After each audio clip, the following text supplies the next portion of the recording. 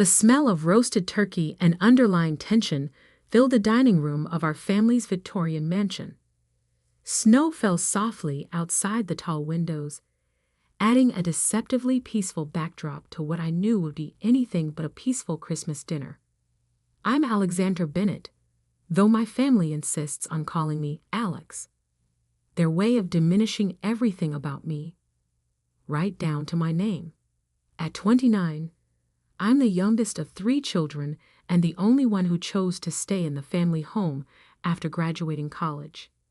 Not out of necessity, but strategy. A fact my brother Timothy was about to learn the hard way. The antique grandfather clock struck 6 as our housekeeper Maria brought in the last of the side dishes. She caught my eye briefly, a knowing look passing between us. She'd been here 30 years, long enough to see every family drama unfold, including what was about to happen tonight. Alex, my mother Margaret called from her end of the table, do try to sit up straight. The Hendersons are joining us later for dessert. Her voice carried that familiar note of perpetual disappointment, as if my very posture was letting down the entire Bennett legacy. I adjusted my position slightly, smoothing the napkin across my lap. The Hendersons, of course. Mother's attempt to set me up with their son Bradley. Another suitable match I was supposedly lucky to attract, despite my peculiarities, as she called my career choices. Timothy sat across from me, his wife Diane beside him, both dressed like they'd stepped out of a luxury magazine spread. He'd taken over father's investment firm 3 years ago, a position he'd neither earned nor deserved. But in our family, being the firstborn son trumped little things like competence or ethics. My sister Catherine sat near the end, tapping away at her phone despite mother's repeated glares. She'd blown through 2 trust funds and 3 marriages, yet somehow remained the sensible daughter because at least she tried to settle down. Before we begin, Father announced from the head of the table, I think it's time we address the elephant in the room. He set down his wine glass with practiced precision. The future of this house. Ah, here it came. I'd been waiting for this moment for exactly 3 years, 2 months, and 15 days. As you know, he continued, this property has been in the Bennett family for 4 generations. With the recent changes in the market, certain decisions need to be made.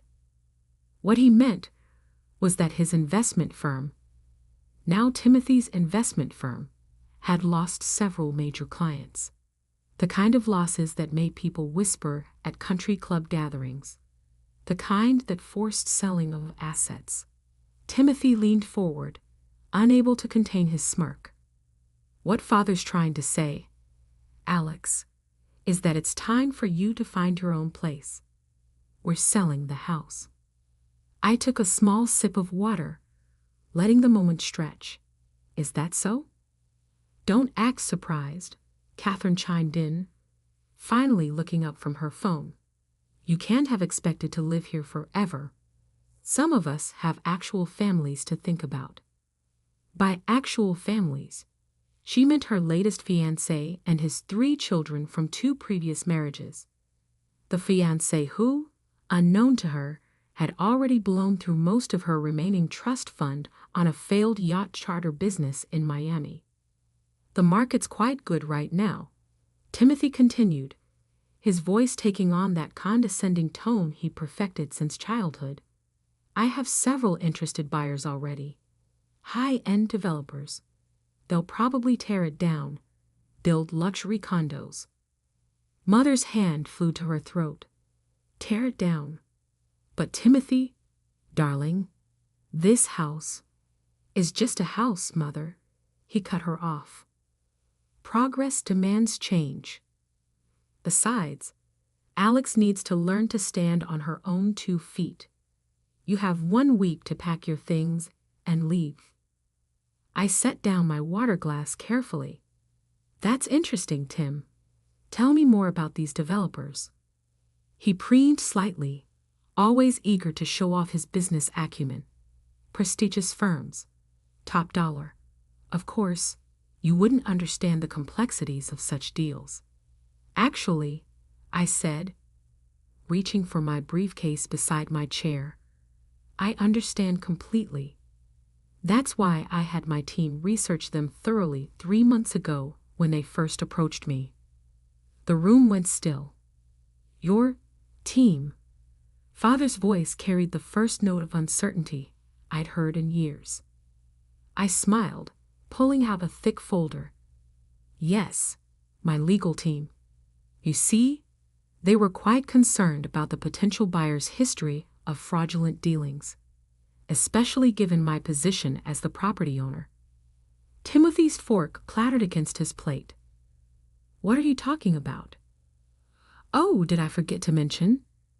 I laid the property deed on the table. I bought this house 2 years ago, through a holding company, of course, when Great Aunt Adelaide's estate was sold. Impossible, Father snapped.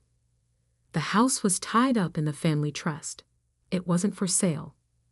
The trust you borrowed against repeatedly to cover the firm's losses. I raised an eyebrow. The same trust you defaulted on last spring. The bank was quite happy to sell to a buyer with liquid assets and excellent credit. They particularly appreciated my cash offer. Mother's face had gone pale. Catherine's phone slipped from her fingers. You're lying, Timothy sputtered. This is some kind of joke. Would you like to see the documentation? I opened the folder. I have everything here. The deed, the transfer records, even the receipts for the property taxes I've been paying while letting you all live here rent-free. But your job, Mother whispered. You work in that little tech startup. I laughed softly. That little tech startup went public last year. I'm the Chief Innovation Officer and one of the founding partners. Did none of you ever actually Google my company? We're valued at just over $4 billion. The silence that followed was deafening. Outside, the snow continued to fall, adding another pristine layer to the grounds I legally owned. So, I continued, about that 1-week notice to vacate. I think 24 hours is more appropriate, don't you?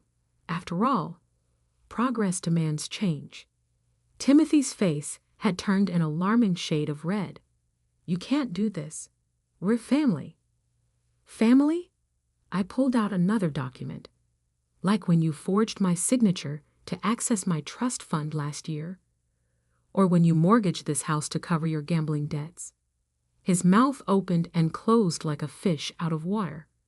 Diane suddenly became very interested in her napkin. How did you? Father started. No, I finished for him. I know everything. Every loan, every fraud, every secret account. And after tomorrow, so will the SEC. The grandfather clock chimed again, its sound echoing through the stunned silence. But I wasn't finished. There was one more revelation to come. One that would shake the Bennett family to its very core. Now, I said calmly, let's talk about what really happened to Great Aunt Adelaide's original will, the one that disappeared the night before she died, the one Timothy visited her about in the hospital. Timothy's face went from red to white faster than I thought possible, because he knew what was coming next would destroy not just his reputation, but everything he'd schemed and stolen to build. Maria quietly began clearing the untouched dinner plates, her movements precise and careful, like someone trying not to startle a room full of cornered animals. The turkey had gone cold, forgotten in the wake of my revelation. The night before Great Aunt Adelaide died, I continued, pulling out a USB drive. The hospital security cameras recorded something interesting. Would you like to see it, Timothy? Or should I just describe how you threatened our dying aunt to change her will? Stop. Timothy's voice cracked. His perfectly pressed collar suddenly seemed to be choking him. Why stop? Isn't this what family dinners are for? Sharing memories? I connected the drive to my tablet. The footage is quite clear. You entering her room at 11:42 p.m. The nurse's statement confirmed she heard you shouting. Something about deserving the inheritance more than your worthless sisters. Mother's hand trembled as she reached for her wine glass. Timothy, what is she talking about? Nothing, he snapped. She's making this up. Really? I turned the tablet screen toward them, because the video shows you leaving with documents at 12:37 a.m., and exactly 6 hours later, Aunt Adelaide was dead. The original will, mysteriously missing. The new one, hastily signed under suspicious circumstances, left everything to you. Catherine had gone very still. The inheritance, the money you loaned me for my divorce settlement, was stolen. I finished for her. All of it. From the estate, from my trust fund, from this house's equity. Timothy's been running a pyramid scheme for years, using family assets to cover his trading losses. Diane suddenly stood, her chair scraping against the hardwood floor. I need some air. Sit down, I said firmly. You helped him forge the documents. The SEC has your signatures too.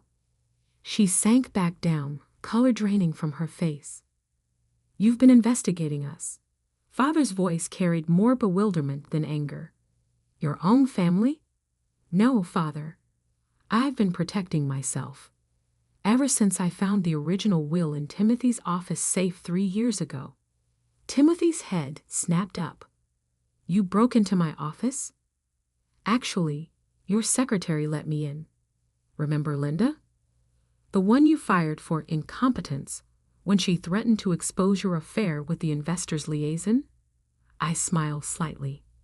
She's been working for my tech company ever since, keeping excellent records. The sound of Mother's wine glass shattering against the floor made everyone jump. Maria moved to clean it up, but I raised my hand, stopping her. Leave it, I said softly. In fact, Maria, why don't you take the rest of the evening off? With full pay, of course, and don't worry about your job. You'll still have one after they're gone.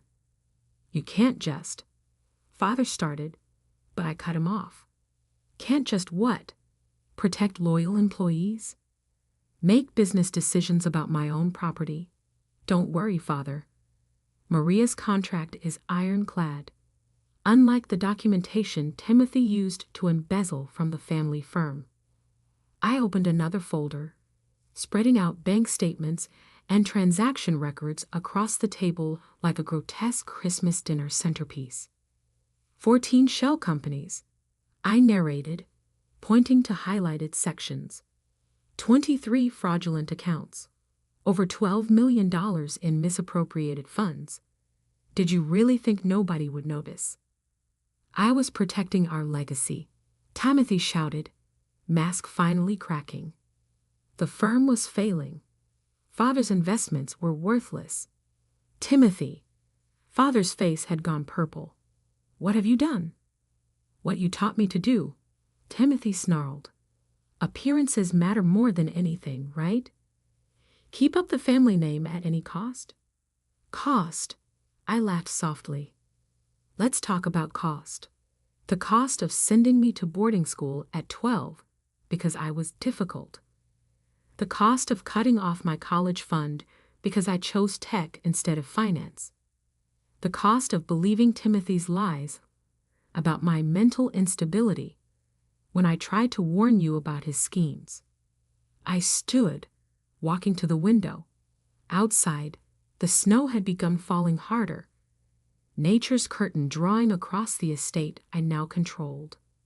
But here's the real cost. I turned back to them. Tomorrow morning, the SEC will receive documentation of every fraudulent transaction. The FBI will get proof of Timothy's involvement in Great Aunt Adelaide's death. And the family firm will be revealed as the house of cards it's become. You'll destroy us, Mother whispered. No, Mother. You did that yourselves. I'm just turning on the lights. Catherine, who had been unusually quiet, finally spoke. What about me? My trust fund is gone, I confirmed.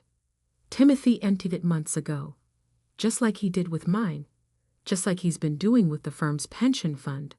By the way, your new fiancé? He knows. He's been helping Timothy hide the money offshore. Catherine's face crumpled. Another expensive engagement ring turned to dust.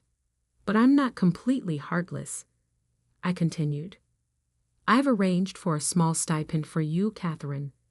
Enough to live modestly while you finally finish that degree you abandoned. And Mother, there's a comfortable condo waiting in Palm Beach.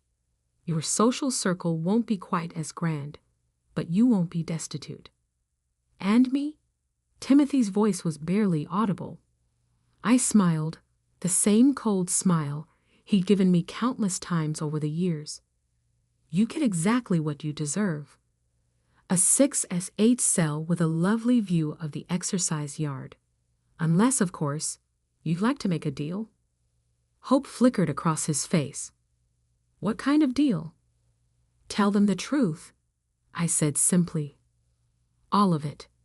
About Adelaide, about the firm, about every scheme and lie. Give them closure before you go away. Timothy looked around the table, at our shell-shocked parents, at his trembling wife, at Catherine's tears. For the first time in his life, he had no moves left to make. It started 6 years ago, he began, voice shaking, when Father made me CEO. But what he revealed next would shake our family's foundation even more than my previous revelations. Because Timothy's crimes went far beyond money. They struck at the very heart of what had torn our family apart decades ago. Timothy's confession spilled out like poison from an old wound, each word making our mother flinch, our father age, and Catherine's tears fall faster. The firm was already failing when Father made me CEO, he continued, staring at his hands. His investments in oil had tanked. The real estate venture in Dubai was a disaster. But we kept up appearances, using Adelaide's trust fund to cover the gaps. My sister's money, Father whispered. You stole from my sister? You taught me well, Father. Timothy's laugh was hollow. Remember when Alex was 12? When she found those irregularities in the family books? I remembered. It was the reason they'd sent me to boarding school. Difficult child, needs discipline, they'd said.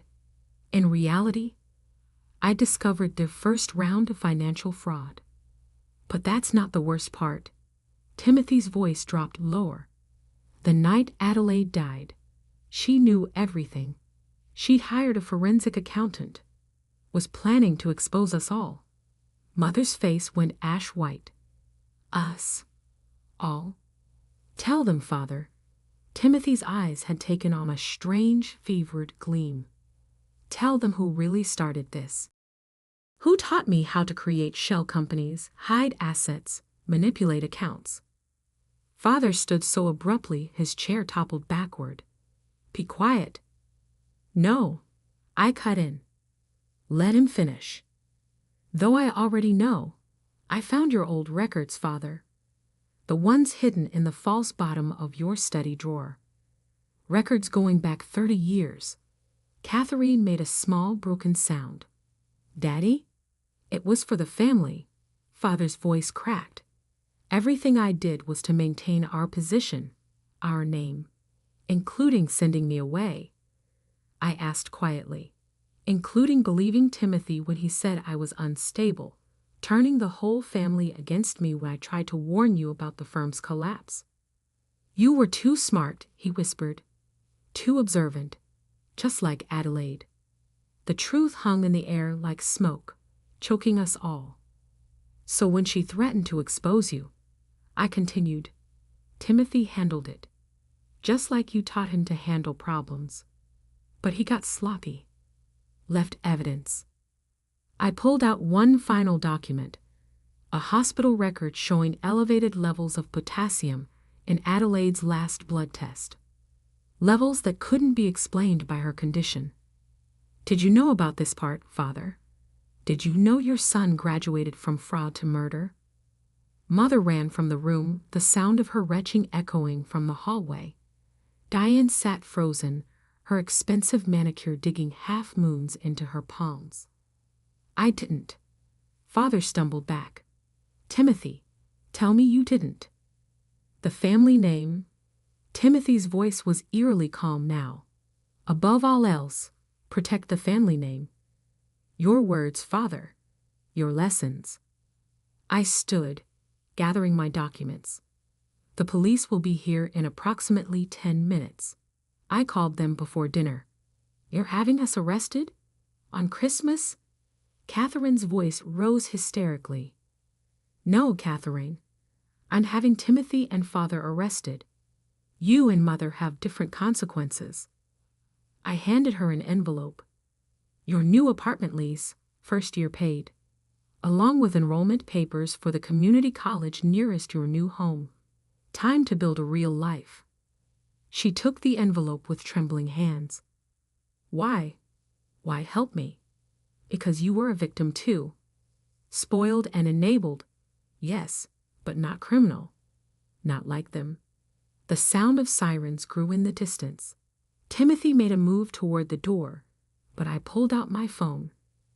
The house is surrounded. My security team has been in place all evening. Security team? Diane finally spoke. Did you really think I'd confront financial fraudsters and a murderer without protection? I smiled slightly. I learned something from this family after all. Always have a backup plan. The front door opened and heavy footsteps filled the hallway. 2 police detectives entered the dining room, followed by FBI agents. Mr. Bennett, Mr. Timothy Bennett, the lead detective announced. You're under arrest for financial fraud, embezzlement, and in your case, Timothy, the suspected murder of Adelaide Bennett. As they read them their rights, Mother returned, leaning heavily against the doorframe. I walked to her, holding out another envelope. The condo in Palm Beach, I said softly. It's peaceful. Far from all of this. There's enough money in the account I've set up to live comfortably, if not extravagantly. Why? She whispered. After everything we did to you. Because hate takes too much energy. And I'd rather use mine building something new. As they led Father and Timothy away in handcuffs, I walked to the window, watching the snow blanket their footprints, erasing all trace of their passage from my property. 3 months later, I stood in the same dining room, but everything had changed. The heavy drapes had been replaced with light, modern panels. The oppressive oil paintings of stern Bennett ancestors had given way to local artists' work. The room was filled with light, air, and the sound of children's laughter. I'd converted the mansion into a technology education center for underprivileged youth. The same rooms that had once hosted cold family dinners now held coding classes, robotics workshops, and entrepreneurship seminars. Maria still ran the household, but now as the center's operations manager, with full benefits and a salary that reflected her true worth. Catherine had finished her first semester of community college with straight A's. She was studying social work, determined to help other families avoid our mistakes. Mother was finding peace in Palm Beach, volunteering at a local library, and, surprisingly, showing talent as a children's storyteller. Timothy and Father were serving their sentences, 20 years for Timothy, 12 for Father. Diane had filed for divorce and turned state's evidence, receiving probation in exchange for her cooperation. The family firm had been dissolved, its legitimate assets used to repay the victims of their fraud. The Bennett name no longer carried weight in financial circles, but I was building a new legacy, one based on innovation, education, and genuine value. I sat in my office, once father's study, reading the latest update from the Education Center's program director. Enrollment had doubled. Our first class of coding students was already receiving job offers. My phone buzzed. A text from Catherine. Got my midterm results. All is again. Thank you for the second chance. I smiled, looking out at the grounds where children now played in the snow, their laughter replacing the echoes of old arguments and older lies. On my desk sat a small photo of Great Aunt Adelaide, her eyes twinkling with the same love of truth and justice that had eventually cost her life, but had also, finally, brought change. The house is still in the family, I told her picture quietly. Just a different kind of family now, a better one. Outside, the snow began to fall again, but this time it felt like renewal rather than burial. Sometimes I'd learned the best revenge isn't destroying what others built. It's building something better in its place. As evening fell, I walked the halls of what was now the Bennett Technology Education Center, listening to the happy chatter of the last students leaving for the day. In the dining room, a group of teenage girls was finishing a coding project, their laptops occupying the same space where that fateful Christmas dinner had shattered my family's illusions. One of them looked up. "Ms. Bennett, can you help us with this algorithm?" I sat down at the table, right where I'd sat 3 months ago, but this time surrounded by hope rather than hostility. "Of course," I said, smiling. "Let's build something amazing. Because that's what real power is. Not the ability to destroy, but the strength to create something new from the ashes of what was lost." And in that, I had finally found my true inheritance. Before heading to the board meeting, I made one crucial stop. The small coffee shop on Oak Street looked exactly as it had 15 years ago. Martha, my grandmother's best friend and former Bennett Industries head of accounting, sat at our usual corner table. "I wondered when you'd visit today," she smiled, pushing a cup of coffee toward me. At 78, her eyes were still sharp as ever. "It's time, isn't it?" I nodded, settling into the chair.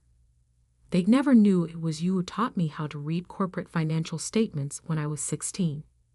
Or that you helped me understand what they were really doing with the company." Martha had been the one who opened my eyes years ago, showing me how my father and Marcus manipulated numbers, hid losses, and played fast and loose with investor funds. She'd been forced into early retirement when she threatened to report their practices. "Your grandmother would be proud," Martha said softly. "She always said you were the one who truly understood the value of things." I touched the emerald pendant at my neck, my grandmother's last gift before she passed.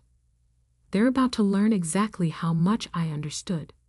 At precisely 1:55 p.m., I walked into Bennett Industries' main conference room. The tension was palpable. Board members sat rigid in their chairs, papers spread before them. My father stood at the head of the table, trying to project confidence. Marcus slouched in a corner, his usual smirk replaced by barely concealed panic. Mom sat near the door, her designer outfit slightly less perfect than usual. She probably spent the morning discovering just how many of her social connections depended on my anonymous donations.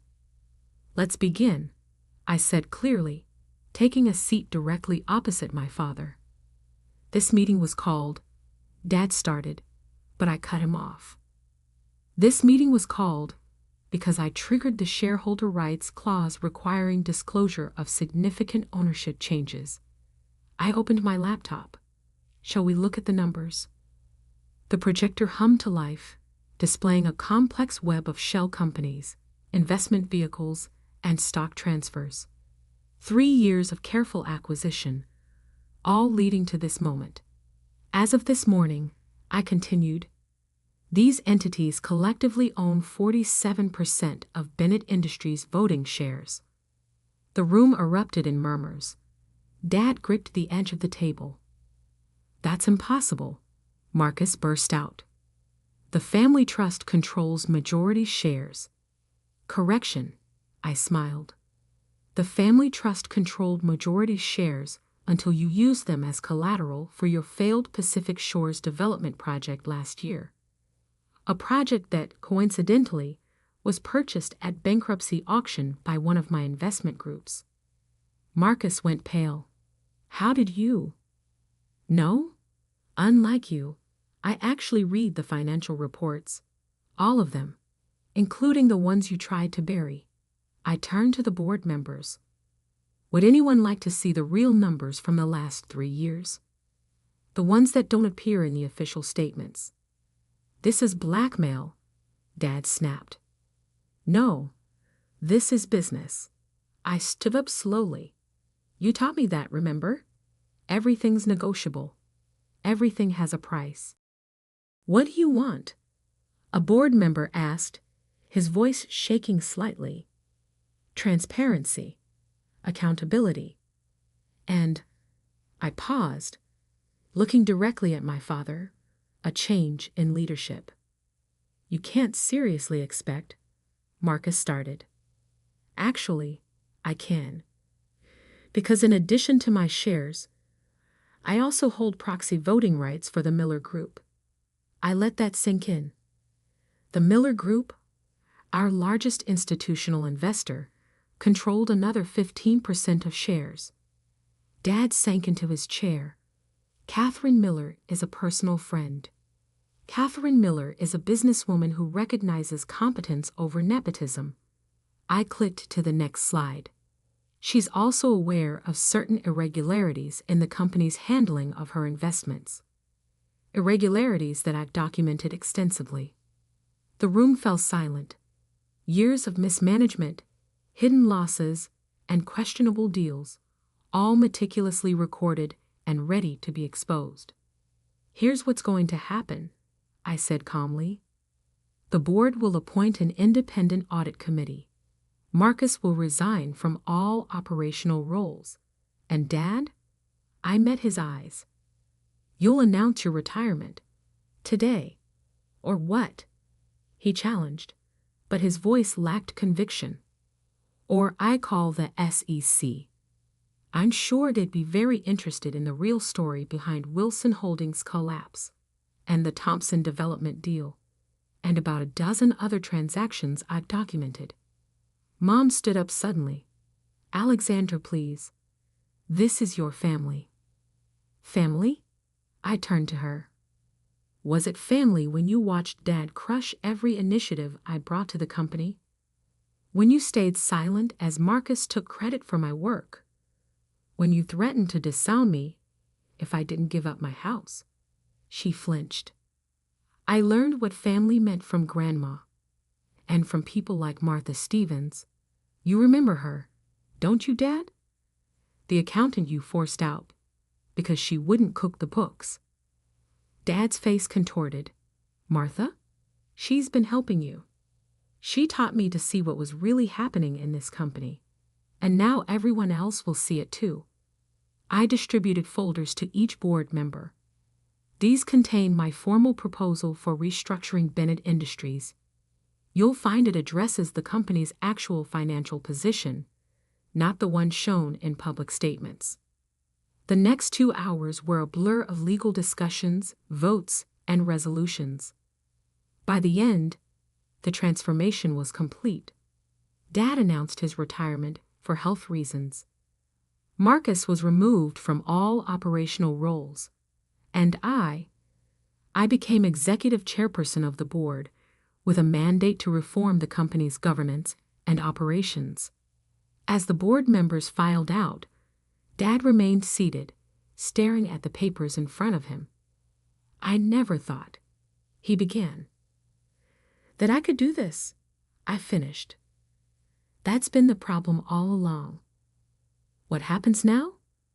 Marcus asked, his arrogance finally shattered. "Now, you'll retain your shares, but have no operational control. Dad will have a comfortable retirement, provided he stays out of company business. And Mom," I turned to her, "the foundation's funding is secure, but its board will be independently managed." "And the mansion?" she asked quietly. "Keep it. Consider it a reminder that sometimes the child you underestimate the most becomes the one you answer to." I gathered my things, pausing at the door. "Oh, and Marcus?" "I bought the Thompson Development Group this morning." Turns out they were eager to sell once they realized who they were really dealing with. The sun was setting as I drove home, to my house, the one I'd refused to sell, the one that had started this whole confrontation. Martha was waiting on my porch, a bottle of champagne in hand. "Your grandmother kept a letter for you," she said, pulling an envelope from her bag. "She asked me to give it to you when the time was right. I think today qualifies."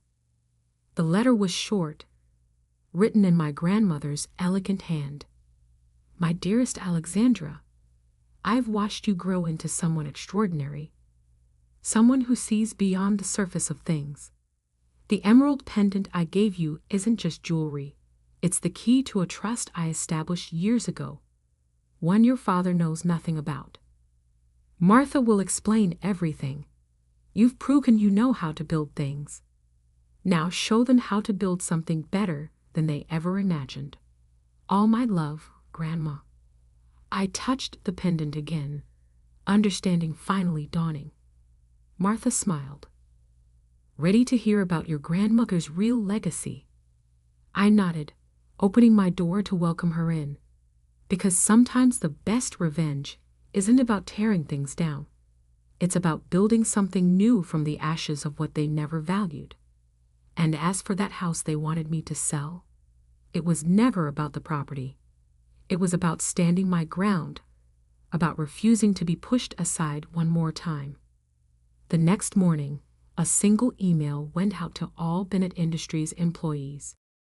Change isn't always comfortable, but it's often necessary. Together, we're going to build something extraordinary. And this time, everyone's voice will matter. Regards, Alexandra Bennett, Executive Chairperson, Bennett Industries. Sometimes the biggest victories come not from the battles we win, but from the lessons we teach along the way. My family had spent years teaching me that I wasn't enough. In the end, I taught them that I was more than they ever imagined. And that house they wanted so badly, I think I'll keep it. After all, it's got a perfect view of the Bennett Industries Tower. A daily reminder that sometimes the best response to "we don't want you" is to become the person they can't ignore. Martha raised her champagne glass. "To your grandmother." "To the future," I corrected, smiling. "And to remembering that some things aren't for sale. Not houses, not principles, and definitely not self-worth." The sun set over the city skyline, painting the sky in shades of victory. Tomorrow would bring new challenges, new opportunities to reshape the company. But for now, sitting in the house I'd refused to give up, I was exactly where I needed to be. Because sometimes the best revenge isn't revenge at all. It's showing them exactly who you've become while they were busy underestimating you. And I was just getting started.